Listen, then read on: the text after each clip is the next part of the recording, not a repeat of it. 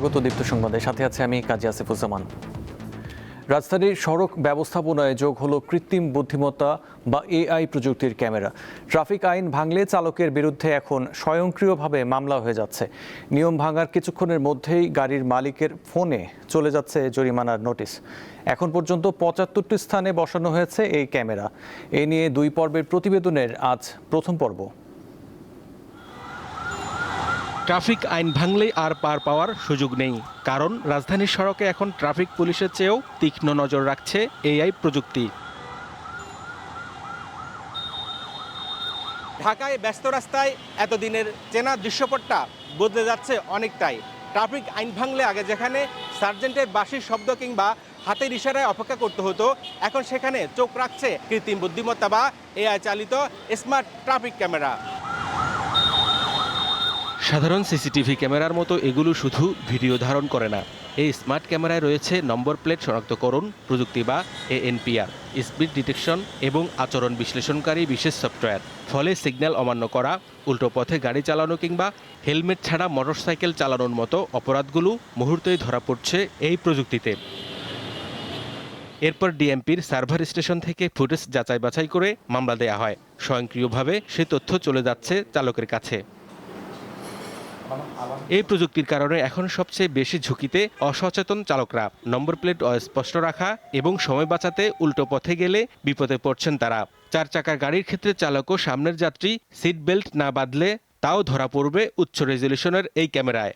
Zebra crossing overtake করা যাবে না, জেব্রা ক্রসিং সারা ভিতরে ব্রেক করতে হবে, গাড়ি তেরা করা যাবে না।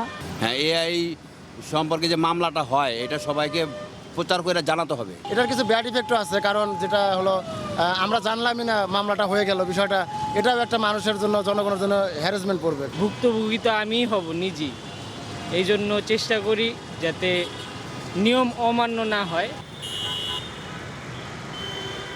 আমাদের অলমোস্ট 11টা পয়েন্টে RFID স্ক্যানার আছে।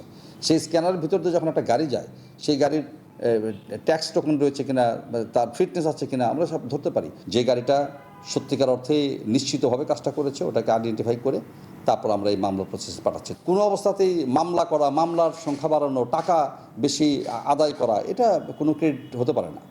আমরা যেটা চাই সেটা হচ্ছে মানুষজন একটু আইন মানুক, সড়কে একটু শৃঙ্খলা আসুক। বিভিন্ন গতির ভেহিকেল, বিভিন্ন সাইজের ভেহিকেল যখন চলবে তখন অনেক ক্ষেত্রে দেখা যাবে যে যিনি রুলস ভায়োলেশন করছেন তাকে হয়তো ডিটেক্ট না করে অন্য একটা ভেহিকেলে ডিটেক্ট করে ফেলতে পারে। আমরা RFID ট্যাগটা যদি ইনস্টল করতে পারি শতভাগ ভেহিকেলে, এবং যদি আমরা কাগজপত্র এবং ডেটাবেস সংক্রান্ত বিষয়গুলো যদি সমাধান করা যায়, তাহলে দেখা যাবে ভালো আউটপুট পাবো। আদারওয়াইজ দেখা যাবে যে একজনের ভুল অন্যজনের কাছে মামলাটা চলে যেতে পারে। তবে এআই মামলার কারণে ইতিমধ্যেই সড়কে কিছুটা শৃঙ্খলা ফিরেছে বলে জানায় পুলিশ। সিগন্যালগুলোতে নিয়ম মানতেও দেখা গেছে চালকদের। তাই পর্যায়ক্রমে রাজধানীর সব ট্রাফিক সিগন্যাল এআই ক্যামেরার আওতায় আনার পরিকল্পনার কথা জানিয়েছে পুলিশ। কর্তৃপক্ষ বলছেন এআই ক্যামেরা মূলত চালকদের শাস্তি দেওয়ার জন্য নয়, বরং সড়কের শৃঙ্খলা ও দীর্ঘমেয়াদী নিরাপত্তা ফেরানোর একটি আধুনিক প্রয়াস। তবে এই প্রযুক্তির সুফল তখনই মিলবে যখন জরিমানা এড়ানোর চেয়েও সড়কে নিয়ম মানাকে চালকেরা নিজেদের দায়িত্ব বলে মনে করবেন। হেদায়েতুল্লাহ সীমান্ত, দীপ্ত সংবাদ, ঢাকা। ঈদুল আজহা সামনে রেখে চুয়াডাঙ্গার পশুহাটগুলোতে উপচে পড়া ভিড়। জেলার 9টি হাটে প্রতিদিনই বাড়ছে গরু ছাগলের আমদানি। খামারি ও ব্যবসায়ীরা বলছেন এই বছর গরুর দাম ভালো, তবে ক্রেতাদের অভিযোগ এবার গরুতে গুনতে হচ্ছে অতিরিক্ত টাকা। দরদামে চলছে বেচাকেনা, এটি চুয়াডাঙ্গার জেলার দৃশ্য। ডুগডুগি, শিয়ালমারী, মুন্সিগঞ্জ ও আলমডাঙ্গা সহ 9টি হাট বসেছে কোরবানির পশুর। সকাল থেকে জেলার বিভিন্ন এলাকা থেকে ট্রাক, পিকআপ ও ভ্যানে করে পশু আনছেন খামারি ও ব্যবসায়ীরা। 11 মে থেকে শুরু হয়েছে কোরবানির পশুর 9টি হাট। এর মধ্যে 4টি স্থায়ী হাট রয়েছে। বড় বড় খাসি ছাগল 2টা 21,040 টাকা কেনা হয়েছে। আমি নিয়ে আসছি 8টা, 2টা বিক্রি করছি আর 6টা আছে। হাটগুলোতে ঢাকা, চট্টগ্রাম সহ দেশের বিভিন্ন এলাকার ব্যবসায়ীরা আসছেন পশু কিনতে। জেলার বাইরের বেশিরভাগ ব্যবসায়ীরা হাটে উপস্থিত হওয়ায় এবার পশুর দাম কিছুটা বেশি। এতে কিছুটা চাপে পড়েছেন স্থানীয় ক্রেতারা। একটু আগে ভাগে গরু কিনলাম আর কি, যে একটা কুরবানির জিনিস আগে ভাগে পুষবো, মহব্বত আসবে। এখন গরুর দাম এখানে আসি দেখি দাম দিন দিন বাড়তেছে আর আমাদের বেচা কিনা কম। কেবল হাট রানিং হয়েছে ভাই, সামনে হাট থেকে আশা করে ঈদ ছাড়া ভালো হবে ভাই। জেলা প্রাণী সম্পদ বিভাগ জানায় 4 উপজেলায় 10,000-এর বেশি খামার রয়েছে। কোরবানির জন্য প্রস্তুত 2,02,239টি পশু। যদি জাল টাকা কেউ যদি নিয়ে আসে সেটা শনাক্তকরণের জন্য আমাদের স্পেশাল টিম আছে, এবং কোনো গরু বা ছাগল যদি অসুস্থ হয়ে যায় আমাদের প্রাণী সম্পদ অধিদপ্তর থেকে আমাদের একটা ডাক্তারের টিম রেখে দেওয়া আছে। এবারে সরকার যেহেতু কড়াকড়িভাবে বিদেশ থেকে গরু আমদানি নিষিদ্ধ করছে, সুতরাং খামারিরা এটা ভালো মূল্য পাওয়ার সম্ভাবনা আছে। তিনি আরও জানান, চাহিদার অতিরিক্ত প্রায় 71,000-এর বেশি পশু প্রস্তুত রয়েছে, যা স্থানীয় চাহিদা মিটিয়ে দেশের বিভিন্ন জেলায় সরবরাহ করা সম্ভব হবে। সাদিয়া চৌধুরী, দীপ্ত, বার্তাকক্ষ। কোরবানির ঈদকে সামনে রেখে জমে উঠেছে দিনাজপুর সদরের ঐতিহ্যবাহী 5 বাড়ি ছাগলের হাট। তবে ঈদের এখনও কয়েকদিন বাকি থাকায় প্রত্যাশা অনুযায়ী বিক্রি কম বলে জানিয়েছেন বিক্রেতারা। বিস্তারিত জানাচ্ছেন সহকর্মী সুলতান মাহমুদ। কোরবানি ঈদকে সামনে রেখেই দিনাজপুরের 5 বাড়ি হাটে বিশেষ করে এখানে ছাগলের একটি হাট জমে উঠেছে। আমরা সকাল 8টা থেকেই এই হাটটি মূলত জমে উঠে দুপুর 12টা পর্যন্ত এই হাটটি জমজমাট বেচাকিনি হয়। এখানে বিক্রেতারা বলছেন যে যেহেতু আসন্ন ঈদ আরো কয়েকটা দিন বাকি রয়েছে, সেই ঈদকে সামনে রেখে বেচাকিনি জমে উঠলেও তবে বিক্রিটা কম হচ্ছে বলে বিক্রেতারা জানিয়েছেন, এবং ক্রেতারা বলছেন তারা দেখে শুনে এবং সাধ্যের মধ্যে খাসি ছাগল ক্রয় করতে পারছেন। অনেকে বলছেন যে যেহেতু ঈদ আরো কয়েকটা দিন বাকি রয়েছেন, ক্রেতারা এই ছাগল বা এই খাসি কিনে বাসায় নিয়ে রাখাটা অনেকটা সমস্যা, তাই তারা ঈদের 1 দিন বা 2 দিন আগে তারা তাদের পছন্দের খাসিটি ক্রয় করবেন। কেউ কেউ আবার বিক্রেতাদের সাথে আলোচনা করে সেটি তাদের বায়নানামা করে রাখা হচ্ছে যে তারা তাদের পশুটি পছন্দ হয়েছে এবং ঈদের 2 দিন আগেই তারা কিনে নিয়ে যাবেন। আসলে এখানে এই মূলত এই 5 বাড়ি যে পশুর হাটটি রয়েছে, এখানে আসলে খাসি ছাগলই বিক্রি বেশি হয়। এখানে এই কুরবানি ঈদকে সামনে রেখেই আরো জমে উঠবে এমনটাই দাবি করছেন এখানকার ইজাদাররা। সুলতান মাহমুদ, দীপ্ত টেলিভিশন, দিনাজপুর। বান্দরবানে দিন দিন বাড়ছে নানা জাতের বিদেশি আমের চাষ। থাইল্যান্ডের কিং অফ চাকাপাত, চিয়াংমাই, জাপানের মিয়াজাকি, রেড পালমার সহ নানা প্রজাতির দামি বিদেশি আম চাষ করে সফল হয়েছেন কৃষকরা। সূর্যের ডিম নামে পরিচিত মিয়াজাকি বিশ্বের সবচেয়ে দামি আম। এটি জাপানের একটি জাত। খেতে সুস্বাদু এই আম আন্তর্জাতিক বাজারে লাল আম নামেও পরিচিত।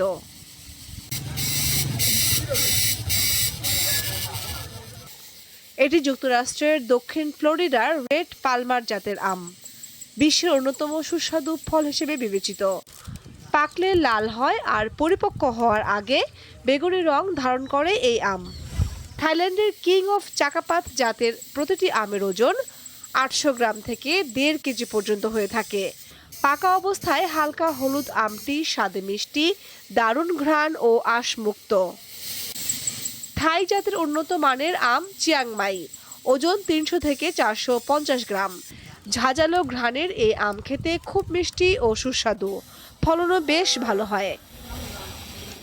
এছাড়া ডকমাই, বেনানা, ব্রুনাই কিং, চিয়াংমাই সহ রং বেরঙের বিদেশি নানা জাতের আম ঝুলছে বান্দরবানের পাহাড়ে পাহাড়ে। আবহাওয়া ও পাহাড়ের মাটি এসব আম চাষের উপযোগী, তাই স্থানীয়রা ঝুঁকছেন বিদেশি আম চাষে। এই যে ব্রুনাই কিং, এটা হচ্ছে আপনার 3 থেকে 4 কেজি পর্যন্ত হয় আমাদের এখানে এই একটা ফল। আমার বাগানে 18 প্রকারের দেশি এবং বিদেশি জাতটা বেশি থাকে। 18 প্রকারের আম আছে।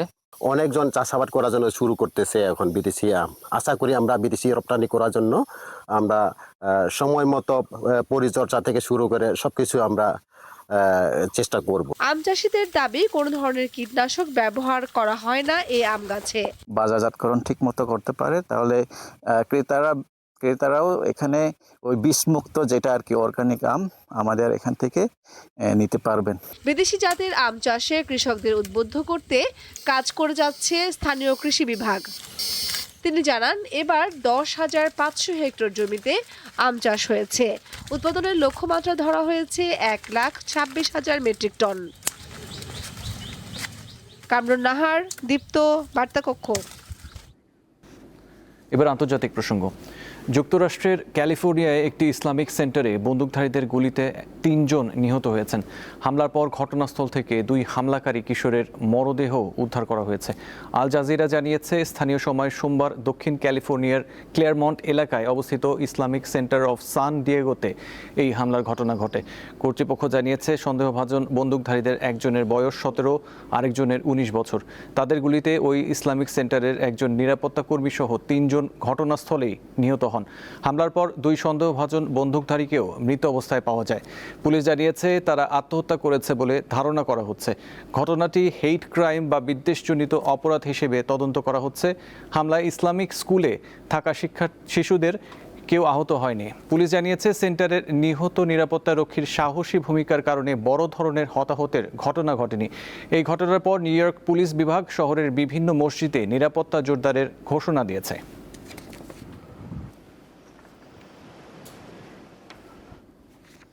আজ ইরানে বড় হামলার পরিকল্পনা করেছিলেন যুক্তরাষ্ট্রের প্রেসিডেন্ট ডোনাল্ড ট্রাম্প, কিন্তু উপসাগরীয় মিত্র দেশগুলোর অনুরোধে পরিকল্পিত হামলা স্থগিত করেছেন তিনি। পাশাপাশি তেহরানের সঙ্গে বর্তমানে গুরুত্বপূর্ণ আলোচনা চলায় এবং যুদ্ধ বন্ধে একটি চুক্তির সম্ভাবনা দেখা দেয় এই পরিকল্পনা স্থগিতের সিদ্ধান্ত নিয়েছেন বলেও জানিয়েছেন মার্কিন প্রেসিডেন্ট। স্থানীয় সময় সোমবার নিজের সামাজিক যোগাযোগ মাধ্যম ট্রুথ সোশ্যালে দেয়া এক পোস্টে ট্রাম্প নিজেই এই তথ্য নিশ্চিত করেছেন। তিনি জানিয়েছেন, কাতার, সৌদি আরব ও সংযুক্ত আরব আমিরাতের নেতাদের বিশেষ অনুরোধে তিনি মঙ্গলবারের পরিকল্পিত হামলা থেকে সরে আসার সিদ্ধান্ত নিয়েছেন। উপসাগরীয় এই নেতারা তাকে আশ্বস্ত করেছেন, আলোচনার মাধ্যমে একটি গ্রহণযোগ্য চুক্তিতে পৌঁছানো সম্ভব। তবে হামলা স্থগিত করলেও ইরান কোনোভাবেই পরমাণু অস্ত্র তৈরি করতে পারবে না বলে কড়া হুঁশিয়ারি দিয়েছেন ট্রাম্প। পাশাপাশি চুক্তি না হলে মার্কিন সেনাবাহিনীকে তিনি ইরানে বড় ধরনের হামলার জন্য প্রস্তুতি রাখতে বলেছেন। ইরান ও লেবাননে যুক্তরাষ্ট্র ও ইসরায়েলের হামলার পর বদলে যাচ্ছে পুরো ওয়েস্ট এশিয়ার রাজনীতির চিত্র। যুদ্ধের ধরন, কৌশল, শত্রু মিত্র এসব ধারণায়ও পরিবর্তন এসেছে। এই যুদ্ধের ফলে টালমাটাল বৈশ্বিক জ্বালানি বাজারও। 28 ফেব্রুয়ারি তেহরানে হামলার পরপরই নিজেদের নিয়ন্ত্রণে থাকা হরমুজ প্রণালী বন্ধ করে দেয় ইরান। রয়টার্সের খবরে বলা হয়েছে, এরপর উপসাগরীয় দেশসহ এশিয়া ও ইউরোপকে $25 বিলিয়ন বাড়তি গুনতে হয়েছে। মার্কিন ও ইসরায়েলি পদক্ষেপকে প্রকাশ্যে সমর্থন করা থেকে বিরত থেকেছে তাদের দীর্ঘদিনের মিত্ররা। দ্য গার্ডিয়ানের খবরে বলা হয়েছে, ইরানে হামলা চালাতে যুক্তরাষ্ট্রকে নিজেদের ঘাঁটি ব্যবহারের অনুমতি দেয়নি সংযুক্ত আরব আমিরাত ও সৌদি আরব। যুদ্ধের প্রথম আঘাতেই ইরানের শীর্ষ সামরিক নেতৃত্বকে হত্যা করে পেন্টাগন। ফলে যুদ্ধের কৌশল পাল্টায় ইরান। যুদ্ধে জড়ায় ইয়েমেনে থাকা তাদের মিত্র হুথি গোষ্ঠী ও লেবাননের হিজবুল্লাহ। এর ফলে অস্থির উপসাগরীয় অঞ্চলের নিরাপত্তা আরও হুমকির মুখে পড়েছে। যুদ্ধ থামাতে অস্ত্রবিরতির উদ্যোগ নেওয়া হলেও আসলে সংঘাত থামেনি। আলোচনা চললেও অব্যাহত আছে হুমকি আর পাল্টা হুমকি। ডক্টরস উইদাউট বর্ডারের তথ্য অনুসারে যুদ্ধবিরতির পরও লেবাননে ইসরায়েলি হামলায় এখন পর্যন্ত 400 থেকে 500 মানুষ প্রাণ হারিয়েছেন। আগে থেকেই অমীমাংসিত বিষয় নিয়ে সংকট আরও ঘনীভূত হয়েছে। এক দেশ আরেক দেশের বিভিন্ন স্থাপনায় নিয়মিত ড্রোন হামলা চালাচ্ছে। আটকে দেওয়া হচ্ছে জাহাজ চলাচল। হরমুজ পারাপারে ধার্য করা হয়েছে টোল। অন্যদিকে ন্যাটো সদস্যদের সাথে তেমন কোনো আলাপ আলোচনা ছাড়াই ইরানে হামলা চালায় যুক্তরাষ্ট্র। এর ফলে পশ্চিমা মিত্রদের সাথেও একটু সম্পর্কের অবনতি হয়েছে ওয়াশিংটনের। ওয়েস্ট এশিয়ায় টহল জোরদার করতে ট্রাম্পের অনুরোধ রাখেনি যুক্তরাজ্য, ইতালি সহ বেশ কয়েকটি দেশ। সাইফুর রহমান শিশির, দীপ্ত, বার্তাকক্ষ। নানা নাটকীয়তা শেষে নেইমারকে অন্তর্ভুক্ত করে 2026 ফুটবল বিশ্বকাপে 26 সদস্যের চূড়ান্ত স্কোয়াড ঘোষণা করেছে ব্রাজিল। ইনজুরি, অস্ত্রোপচার, ফিটনেস ফিরে পাওয়ার লড়াই আর মাঠের বাইরে হাজারো গুঞ্জন পেরিয়ে অবশেষে দলে জায়গা পেলেন নেইমার। রিও ডি জেনেরোর ঐতিহাসিক মিউজিয়াম অফ টুমরোতে জমকালো অনুষ্ঠানের মাধ্যমে সেলেসাওদের স্কোয়াড প্রকাশ করেন প্রধান কোচ কার্লো আনচেলত্তি। সুদীর্ঘ এক প্রতীক্ষার অবসান হলো নেইমারের। অপেক্ষা ঘুচল যেন পুরো ব্রাজিলিয়ানদের। সেলেসাওদের রেকর্ড গোল স্কোরারকে নিয়েই উত্তর আমেরিকা বিশ্বকাপের জন্য দল ঘোষণা করলেন coach Carlo Ancelotti. Italian master মাইন্ডের অধীনে প্রথম বড় টুর্নামেন্টে দল ঘোষণা ঘিরে তৈরি হয় ব্যাপক উত্তেজনা। নেইমার জুনিয়র কি বিশ্বকাপ স্কোয়াডে থাকবেন? গত কদিনে সেলেসাও ভক্তদের আলোচনার টেবিলের একমাত্র বিষয়বস্তু ছিল এটি। নেটিজেনদের পরিসংখ্যান ছাপিয়ে নেইমারকে নিয়েই বিশ্বকাপে বিমান ধরছে 5 বারের বিশ্ব চ্যাম্পিয়নরা। এবারে দল ঘোষণার সবচেয়ে বড় চমক পোস্টার বয় নেইমার জুনিয়রের প্রত্যাবর্তন। দীর্ঘ 2.5 বছর জাতীয় দলে বাইরে থাকার পর আবারও ব্রাজিলের ঐতিহ্যবাহী হলুদ জার্সিতে ফিরছেন এই তারকা স্ট্রাইকার। অভিজ্ঞ ও তরুণ প্রতিভার মিশেলে গড়া হয়েছে এই স্কোয়াড। তবে দল গঠনে বড় ধাক্কা হয়ে এসেছে ফরওয়ার্ড রদ্রিগোর অনুপস্থিতি, যা ফুটবল মহলে বেশ আলোচনা জন্ম দিয়েছে। রিও ডি জেনিরোর ঐতিহাসিক মিউজিয়াম অফ টুমোরোতে প্রায় ঘন্টা ব্যাপী জমকালো আয়োজন শেষে দল ঘোষণা করতে মঞ্চে ওঠেন কার্লো আনচেলোত্তি। গোলরক্ষক থেকে শুরু করে রক্ষণ ও মাঠের সেনানীদের নাম ঘোষণা করেন তিনি। এরপর আক্রমণ ভাগের শুরুতেই একটা চমক ধরা দিল ফরাসি ক্লাব লিওতে খেলা 19 বছর বয়সী এনরিক। এরপর একে একে Gabriel Martinelli, Igor Thiago, Luis হেনরিকে ও ম্যাথিউস কুইয়ার নাম ঘোষণার পর আনচেলোত্তির মুখে নেইমারের নাম উচ্চারিত হতেই উপস্থিত দর্শকদের উচ্ছ্বাস কয়েক গুণ বেড়ে যায়। কোচও বাধ্য হয়ে কিছুক্ষণ থামেন। নেইমার জুনিয়র সান্তোস 2026 বিশ্বকাপে গ্রুপ সিতে খেলবে তারা। 13 জুন মরক্কোর বিপক্ষে ম্যাচ দিয়ে শুরু হবে ব্রাজিলের হেক্সা জয়ের মিশন। উত্তর আমেরিকার 3 দেশ যুক্তরাষ্ট্র, মেক্সিকো, কানাডাতে আগামী 11 জুন থেকে 19 জুলাই পর্যন্ত বসবে এবারের আসর। মোহাম্মদ হাসিব, দীপ্ত স্পোর্টস। এই ছিল এখনকার মতো। পরবর্তী সংবাদ 12টায় দেখার আমন্ত্রণ রইল। এছাড়াও তথ্য বিনোদনের জন্য চোখ রাখুন দীপ্ত টিভি ডিজিটাল প্ল্যাটফর্মগুলোতে। ধন্যবাদ।